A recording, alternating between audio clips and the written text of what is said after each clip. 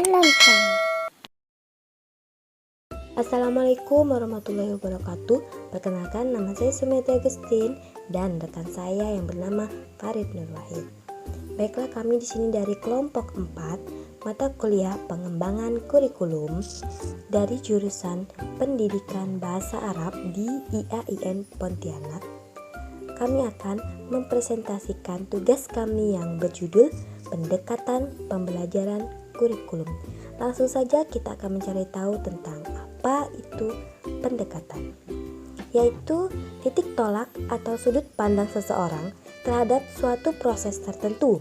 Istilah pendekatan merujuk kepada pandangan tentang terjadinya suatu proses yang sifatnya masih umum.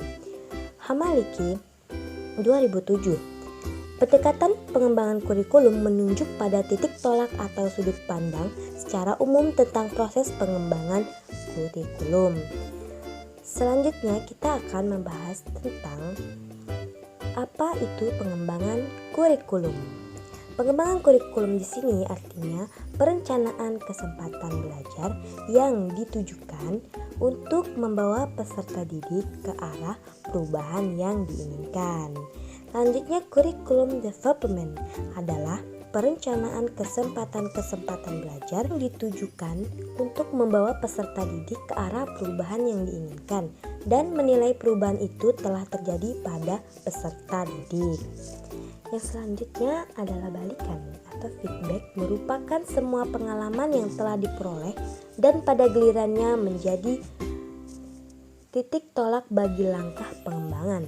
Pengembangan kurikulum sendiri adalah kegiatan yang mengacu pada usaha untuk melaksanakan dan mempertahankan dan menyempurnakan kurikulum yang telah ada guna memperoleh hasil yang lebih baik lagi. Selanjutnya kita akan membahas tentang apa itu jenis pendekatan. Di sini kami menayangkan 6 jenis pendekatan, yaitu behavioral, manajerial, sistematik, dan akademik, lalu humanis, serta rekonseptualis yang akan dijelaskan oleh rekan saya. Kepada rekan saya persilahkan. Baik teman-teman, pendekatan yang pertama yaitu pendekatan behavioral. Biasanya juga disebut dengan pendekatan behavioris. Pendekatan ini merupakan salah satu pendekatan pendidikan yang berpijak dari tradisi pemikiran Ivan Pavlov dan John Watson yang terkenal dengan teori stimulus responnya. Pendekatan ini merupakan paling awal dan masih tetap dominan untuk dijadikan landasan dalam penyusunan kurikulum. Dalam bahasa Ansyar, untuk mencapai tujuan, ditetapkan konten dan materi ajar, kegiatan belajar, dan pengalaman belajar.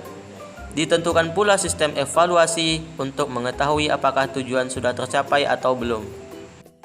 Kemudian ada yang namanya pendekatan manajerial, yang dalam perspektif teori organisasi, pendekatan manajerial memandang sekolah sebagai sistem sosial.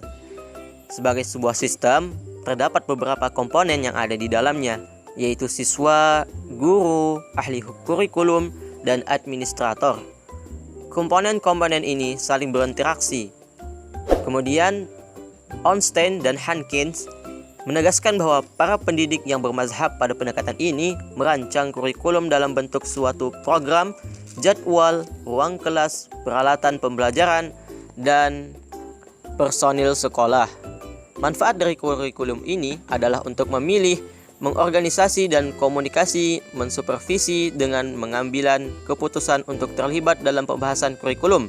Hasil pembahasan diberikan kepada komite sekolah, kelompok sekolah, pihak hubungan masyarakat yang terlibat dalam pengambilan keputusan tentang kurikulum. Selanjutnya ada pendekatan sistem dalam pengembangan kurikulum. Pendekatan ini pertama kali diperkenalkan oleh George Beauchamp yang dalam bukunya yang berjudul Curriculum Theory. Ya, dia mengusulkan ada 5 komponen yang sama-sama penting dalam pendidikan. Menurut para ahli kurikulum, pendekatan sistem memandang kurikulum dalam konstelasi yang lebih luas. Kurikulum hanya terkait dengan mata pelajaran atau nilai tertentu, tetapi tidak dapat dipisahkan dengan sekolah sebagai suatu sistem. Yang dalam kurikulum dengan pendekatan sistem ini, perencanaan jangka panjang dipadukan dengan perencanaan jangka pendek. Kemudian yang keempat ada pendekatan akademik, yang kadang disebut pendekatan tradisional, ensiklopedi, sinoptik, intelektual, atau pendekatan yang berorientasi pada pengetahuan. Pendekatan ini mencoba menganalisis dan mensintesis posisi utama, kecenderungan, dan konsep kurikulum. Oleh karena itu, pendekatan ini cenderung berorientasi pada sejarah atau filsafat, sosial, atau pada praktik. Pembahasan terhadap pengembangan kurikulum biasanya bersifat ilmiah, teoritis, dan fokus pada aspek yang lebih luas tentang sekolah dan studi pendidikan. Kemudian yang kelima ada pendekatan humanis. Dalam implementasinya, kurikulum dengan pendekatan humanis menerapkan model pembelajaran kooperatif, belajar secara mandiri, grup kecil, aktivitas sosial, model-model pembelajaran yang seperti ini tentu paradok dengan model belajar yang bersifat kompetitif, dominasi guru, dan grup besar. Kemudian yang terakhir ada pendekatan rekonseptualis. Bagi beberapa ahli kurikulum, pendekatan rekonseptualis ini merupakan perluasan dari pendekatan humanis. Ahli lain ada yang menyatakan bahwa pendekatan rekonseptualis ini lebih terkait dengan perubahan dan reformasi. Pendekatan rekonseptualis ini fokus pada isu-isu ideologi yang lebih besar. Pendekatan ini juga menginvestigasi dan mempengaruhi institusi sosial, ekonomi, dan politik. Terima kasih, jangan lupa jaga kesehatan. Wassalamualaikum warahmatullahi wabarakatuh.